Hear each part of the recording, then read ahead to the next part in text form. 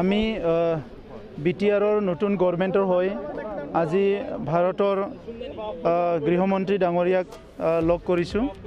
আৰু যোৱা 27 জানুৱাৰীত ভাৰতৰ প্ৰধানমন্ত্ৰী নৰেন্দ্ৰ মোদী ডাঙৰীয়া আৰু গৃহমন্ত্ৰী অমিত শ্বাহ ডাঙৰীয়াৰ যি তাগিদাত যিটো আমাৰ বিটিআৰ একৰ্ড হৈ গ'ল সেই বিটিআৰ একৰ্ডে আমাৰ অঞ্চলত শান্তি সম্প্ৰীতি আনিলে আৰু এতিয়া যিটো আমি এটা নিৰ্বাচন ইতিমধ্যে পালোঁ এই নিৰ্বাচনে প্ৰথম নিৰ্বাচন য'ত নেকি কোনো মানুহৰ জীৱন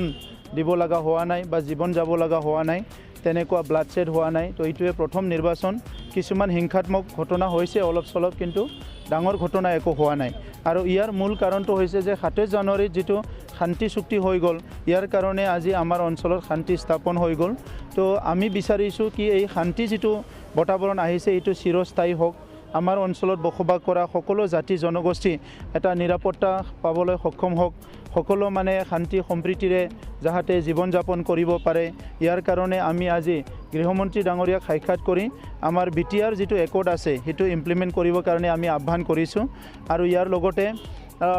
বিটিআৰ একৰ্ডৰ যিখিনি দফা আছে এই দফাবিলাক আখৰে আখৰে ৰূপায়ণ কৰিবলৈ আমি তেখেতক আহ্বান কৰিছোঁ আৰু তেখেতে আমাক কথা দিছে কি কম সময়ৰ ভিতৰতে পুনৰ দিল্লীত আলোচনা হ'ব আৰু আলোচনা হৈ পেলাই আমাৰ বিটিআৰ একৰ্ডটো যিটো ইমপ্লিমেণ্টেশ্যন সেইটো ক্ষিপ্ৰতাৰে হ'ব আৰু ইয়াৰ লগতে আজি আমি এটা আহ্বান কৰিছোঁ গৃহমন্ত্ৰী ডাঙৰীয়াক কি আমাৰ ৰঞ্জন দৈমাৰী ডাঙৰীয়া এতিয়াও জেলত আছে আৰু তেখেতৰ লগতে কিছুমান সতীৰ্থ জেলত আছে ৰঞ্জন দৈমাৰী ডাঙৰীয়াও আমাৰ শান্তি চুক্তিৰ এজন স্বাক্ষৰকাৰী সেইকাৰণে ৰঞ্জন দৈমাৰী ডাঙৰীয়াকো মুকলি কৰাৰ যিটো পদক্ষেপ সেইটো গভৰ্ণমেণ্টে ল'ব লাগে বুলি আমি তেখেতক দাবী জনাইছোঁ আৰু সেই গোটেই কথাত তেখেতে এটা পজিটিভ এটা আমাক যিটো এটা সঁহাৰি দিছে আৰু আমি আশা কৰিছোঁ আমাৰ অঞ্চলৰ সমস্যাবিলাক স্থায়ী সমাধান হ'ব আৰু আমি সকলো শান্তি সম্প্ৰীতি আৰু উন্নয়নেৰে আমি সবে আগবাঢ়ি যাব পাৰিম ৰঞ্জন দৈমাৰী তাৰমানে মুকলি আকাশৰ তললৈ আহিব পাৰে নাই এই কথাটোকে আমি আহ্বান কৰিছোঁ গভৰ্ণমেণ্টক গৃহমন্ত্ৰী ডাঙৰীয়াক কি যিহেতু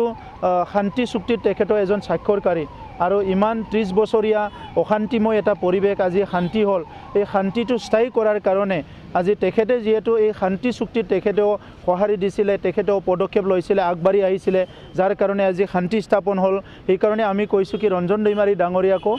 হিউমেনিটেৰিয়ান গ্ৰাউণ্ড আৰু চিম্পাথেটিক গ্ৰাউণ্ডত আৰু শান্তি চুক্তিটো চিৰস্থায়ী কৰাৰ স্বাৰ্থত ৰঞ্জন দৈমাৰী ডাঙৰীয়াকো আৰু তেখেতৰ সতীৰ্থসকলকো মুকলি কৰি দিব লাগে আৰু এইটো এটা ক্লজ আছে বিটিআৰ ৰেকৰ্ডত আমি এইটোকে আহ্বান জনাইছোঁ হয় হয় নাই 27 জানুৱাৰী যিটো আমাৰ চেলিব্ৰেশ্যন হ'ব 1 ইয়াৰ যিটো হ'ব বিটিআৰ ৰেকৰ্ডত তাত তেখেতক আমি মুখ্য অতিথি হিচাপে আমন্ত্ৰণ জনাইছোঁ